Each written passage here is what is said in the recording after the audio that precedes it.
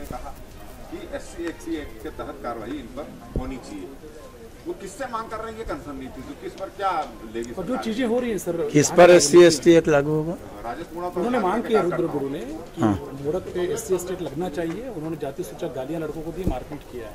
ये जो चीजें नई आज निकल के सामने आ रही है सर, यहाँ की राजनीति कितना बेहतर है और जो नहीं है। देखिए, यहाँ की राजनीति के लिए बेहतर नहीं है। बाकी आज क्या हुआ है, रुद्र गुरु जी ने किस प्रकार मांग किया वो तो नहीं कहता, पर जिस समय माननीय राहुल गांधी जी का आगमन की सूचना आई समाचार पत्रों में, आपकी इलेक्ट्रॉनिक मीडिया में, भारतीय जनता पार्टी के लोगों ने कहा कि राहुल जी को काले झंडे दिखाएंगे। तो हमारे कांग्रेस वालों ने स्पष्ट आग्रह किया था कि ये परिपाटी मत शुरू करो आप लोग। अगर आप लोग हमारे नेता, सर्वमान्य नेता राहुल जी को काले झंडे दिखाएंगे तो आपके नेता आएंगे तो हम लोग भी दिखाएंगे। ये बड़ा स्पष्ट मैसेज, आग्रह था, कोई चैलेंज या धमकी ऐसा कुछ नहीं था, निवेदन था।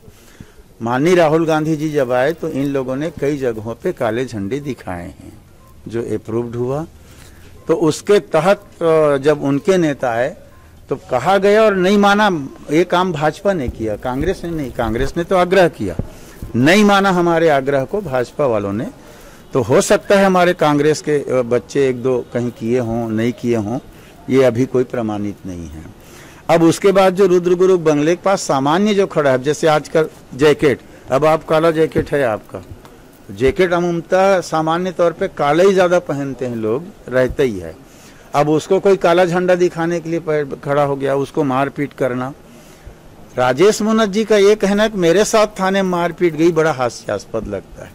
कोई थाने वाला आदमी, 15 साल मंत्री रहा आदमी को मारपीट करे, कहने के पहले भी थोड़ा सा उनको समझना चाहिए कि ऐसा कहे कि अपना पक्ष मजबूत करने के लिए कहें, उससे बड़ा अपनी बेइज्जती ही करा रहे हैं कि मेरे एक मारपीट किया गया। कोई राजेश मूणत जैसे व्यक्ति को, कोई था इतना बड़ा मंत्री रहा, उसको कोई मारपीट करेगा, एक TI या ASI या हवलदार ऐसा करेंगे तो संभव ही नहीं है।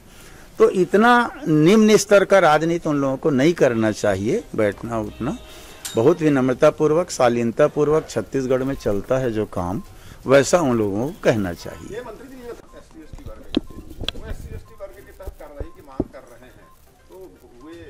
नहीं, अगर ऐसा होगा तो करेंगे। उन लोग रिपोर्ट किस आधार पे किए हैं, क्या हुआ है, वो दिखवा लेते हैं। रिपोर्ट के आधार पर ही होता है। SC ST में गाली गलौज किए, इस टाइप से जो बात आया होगा तो जरूर होगा, माने नियमानुसार कार्रवाई होगी, उससे बाहर कोई कार्रवाई हम लोग नहीं करेंगे। एक माननीय मुख्यमंत्री जी ने हाई पावर कमेटी 2 बनाए हैं और उसका पिछले 1-2 बार बैठकें हुई, पर कोरोना के कारण बहुत अधिक उस पर हम लोग कार्यवाही नहीं कर पाए थे। हाई पावर कमेटी में 2 उद्देश्य था कि सरकार की जितनी ज़मीन है खाली पड़ी है, जो इंक्रोचमेंट हो रहा है, जो अनयूज्ड है, उसका उपयोग करें, रेवेन्यू जनरेट हो। वैसे ही सरकारी भवन जो जर्जर हैं उसको तोड़कर उसका उपयोग।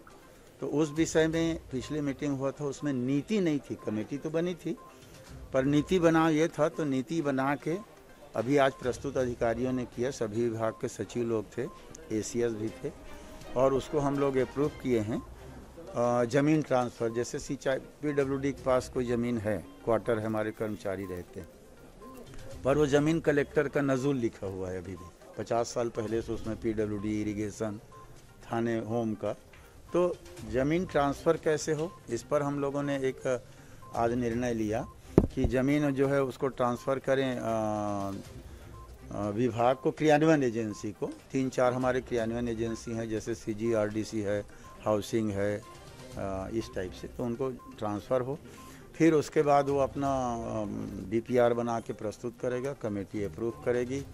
फिर वो जितना रेट तय होगा वो रेट क्रियान्वयन एजेंसी उसका जमा करते जाएगा, 4 किस्त 3 किस्त जैसा। तो इस प्रकार नीति आज प्रस्तुत हुई, जिसको हम लोगों ने अप्रूव किया है, और वो कैबिनेट में उसको फाइनल करा के फिर शुरू कर देंगे क्रियान्वयन काम करना। उसमें मूल जो था वो आज यही था।